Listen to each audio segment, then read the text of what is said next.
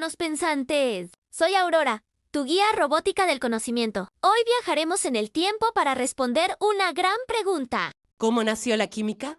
Adriana y Mariana, yo quiero saber, ¿qué entienden ustedes por química? Hola Aura, qué emoción este tema.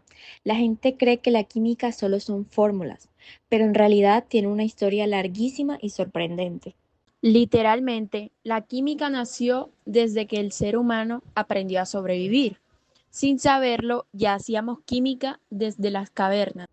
Exacto, lo que pasa es que al principio la química no se reconocía como ciencia, era solo supervivencia, cocinar, calentar, fabricar cosas.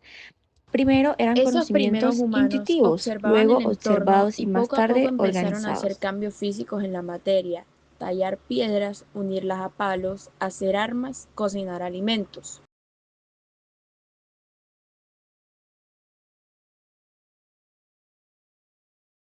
¿Qué cambios químicos o físicos se hacían en la prehistoria? Fueron muchos cambios, aunque ellos no eran conscientes de eso. Por ejemplo, tallar una piedra para convertirla en un cuchillo es un cambio físico. Y lo mismo con la carne que se descomponía. Empezaban a entender que el tiempo, la temperatura o el fuego cambiaban las cosas. Pero cuando descubrieron que ciertos frutos se fermentaban solos, eso ya era un cambio químico. El jugo se volvió una bebida extraña y medio peligrosa también. Incluso usar barro y dejarlo secar al sol para hacer vasijas, esto era también otro cambio físico importante. Entonces, ¿podríamos decir que el fuego fue el primer laboratorio humano? Totalmente. El fuego cambió todo.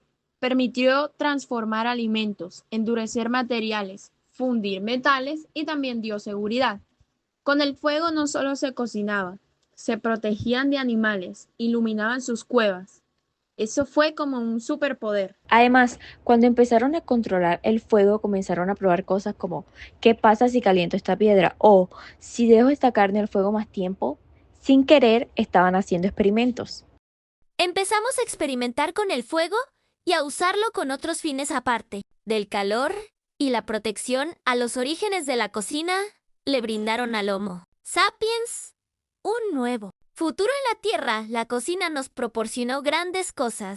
Nos dio más energía, tiempo libre, intestinos más pequeños. Nos permitió tener cerebros más grandes. El fuego hizo que todos se unieran. Todos se reunían a su alrededor. Compartía historias y al final se unían por primera vez. Podían calentar la comida y consumirla estando caliente o templada. Cocinar con fuego fue maravilloso porque implicaba que la comida estaba blanda. Y en lugar de pasar 5, 6, 7 horas al día masticando, pasábamos menos de 1 hora al día. De repente, teníamos 4 o 5 horas libres. Cuando puedes cocinar comida, de repente tienes mejor nutrición y el cerebro empieza a crecer. ¿Por qué es importante esto? Cuando creces en el útero con un cerebro, dar a luz. ¿Por qué es importante esto? Porque los Su seres brillo humanos llamó la somos atención. los únicos Al inicio lo animales del usaban solo con mundo que fines necesitan decorativos. asistencia en el parto. Se dieron los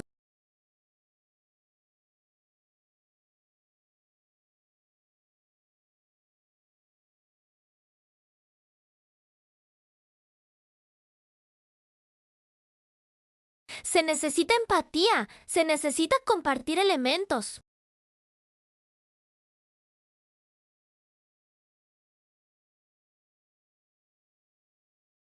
¿Y qué papel jugaron los metales en esta historia?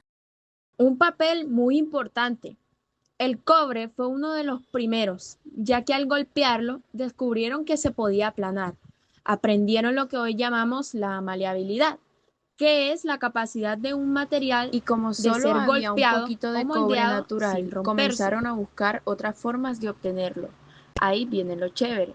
Calentaban unas piedras azules, posiblemente minerales de cobre, y obtenían más metal.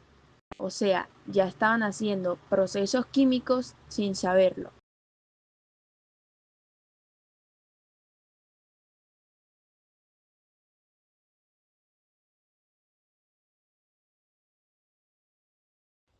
Y después, cuando mezclaron cobre con estaño, crearon bronce más resistente, ideal para armas y herramientas. Y esta mezcla fue clave para la llamada Edad de Bronce. Los pueblos que lo tenían llevaban ventaja en la guerra. Luego llegó el hierro, que fue más difícil de fundir, pero mucho más fuerte.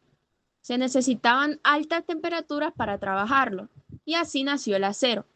Y con eso cambiaron completamente las civilizaciones. Ahora veamos este video de cómo se fundía el hierro en esa época.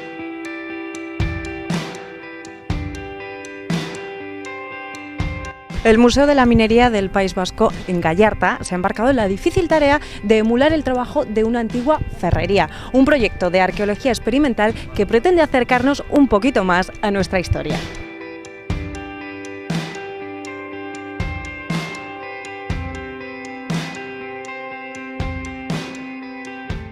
Hemos tenido la suerte de encontrar 4 hornos en Vizcaya, ¿no?, de ferrerías de montaña, que son esas ferrerías anteriores a las ferrerías hidráulicas de época romana y medieval, ¿no? ¿Y qué pasa? Que no tenemos datos suficientes para saber sí cómo era el horno, pero no cómo se trabajaba. Comenzamos con la recogida de mineral, con la recogida de materiales para construir el horno, es decir, barro de estos montes, arcilla, piedra arenisca. Lo que estamos intentando hacer es meternos en la piel de aquellos antiguos ferrones y ver cómo trabajaban, cuánto tardaban en construir un taller de este tipo con todas sus fases, ¿no? No solo el horno este que vemos que es lo más representativo, sino el horno de calcinación, el machacado de mineral. Estamos, no sé cómo te diría, pues escribiendo el libro que nunca se escribió.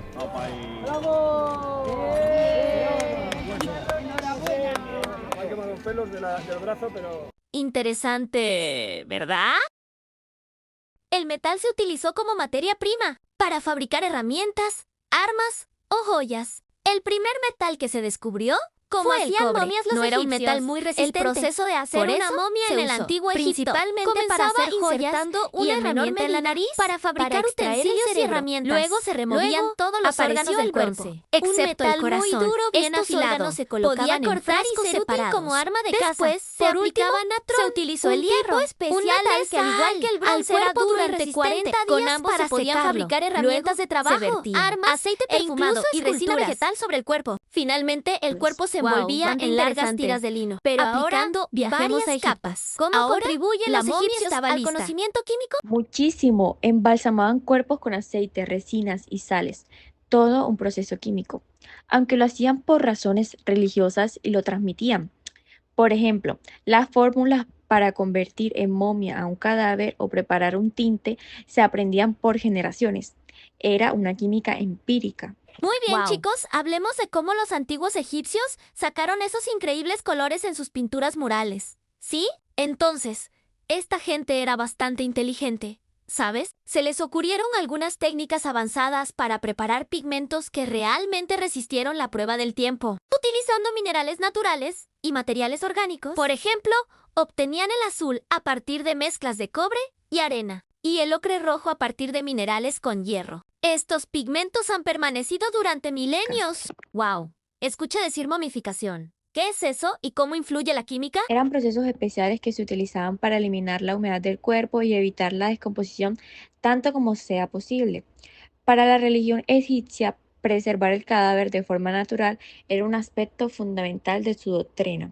Primero les quitaban los órganos, porque ahí es donde más rápido se pudre el cuerpo. Eso ya les evitaba un montón de bacterias. Después cubrían el cuerpo con natrón, una mezcla de sales que absorbía el agua del cuerpo. Y sin agua no había bacterias ni hongos. Y eso no era todo. También aplicaban aceites y resinas, que actuaban como antibacterianos naturales y sellaban la piel. Así no entraba aire ni humedad, y el resultado era un cuerpo seco, sin oxígeno y lleno de conservantes naturales. O sea, quedaba momificado químicamente. Vaya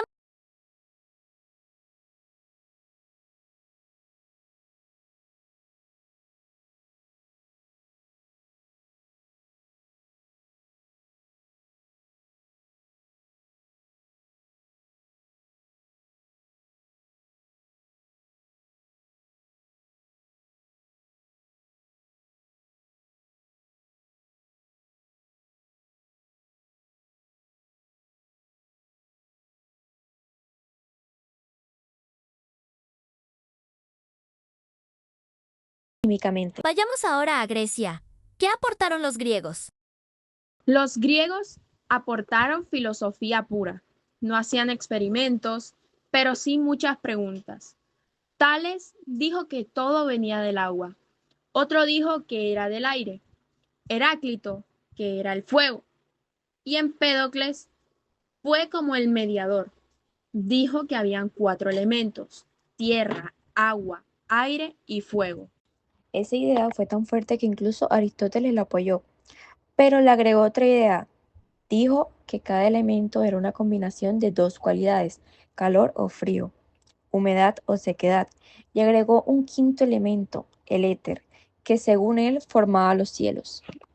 Uno de los primeros filósofos en meditar sobre los cambios en la materia fue Tales de Mileto, el cual se pudo haber planteado la siguiente cuestión: ¿puede cualquier sustancia transformarse en otra mediante un determinado número de pasos, de tal manera que todas las sustancias no serían de una materia básica, sino diferentes aspectos? Para Tales, la respuesta era afirmativa, porque de esta manera podía introducirse en el universo un orden y una simplicidad básica. Quedaba entonces por decidir cuál era esta materia básica o elemento. Alex decidió que este elemento era el agua, porque de todas las sustancias, el agua es la que parece encontrarse en mayor cantidad. El agua rodea la Tierra, impregna la atmósfera en forma de vapor, corre a través de los continentes, y la vida es imposible sin ella. ¿Y la teoría atómica? ¿Cómo nació? Fue Leucipo, pero quien la desarrolló fue Demócrito. Él propuso que todo estaba hecho de partículas invisibles e indivisibles, los átomos. Lo impresionante es que lo pensó sin microscopios, sin laboratorio, solo observando la naturaleza y razonando. Pensaba que los átomos tenían formas distintas y se agrupaban de formas diferentes, lo cual explicaba los cambios de la materia. Fue una lástima que Aristóteles no estuvo de acuerdo, pues esa idea quedó olvidada por siglos. Incluso Aristóteles aceptó esta doctrina de los 4 elementos. Él pensó en los elementos como combinaciones de 2 pares de propiedades opuestas: frío y calor, humedad y sequedad. Las propiedades opuestas no podían combinarse entre sí. De este modo se forman 4 posibles parejas distintas, cada una de las cuales dará origen a un elemento. Calor y sequedad originan el fuego. Calor y humedad. El aire, frío y sequedad. La tierra, frío y humedad. El agua, además. Aristóteles creía que los cielos debían estar formados por una quinta parte de elemento eterno y incorruptible, y por lo tanto consideró al éter como perfecto. El razonamiento que tuvo es que los cielos no parecían cambiar nunca, el cual nombró éter. Es una pena, hubiera ayudado al avance, pero bueno, así es la historia. Díganme, ¿qué les deja todo esto? ¿Qué aprendemos al ver cómo comenzó la química? Que la química no nació en un laboratorio ni con batas blancas, nació con la vida misma, con la necesidad de adaptarnos, de sobrevivir, de cocinar para no enfermarnos, de encontrar fuego para protegernos y de entender la naturaleza para no morir en ella. Y sobre todo aprendimos que la curiosidad es lo que nos ha movido desde siempre. Preguntarnos por qué esto cambia, qué pasaría si mezclo esto con esto.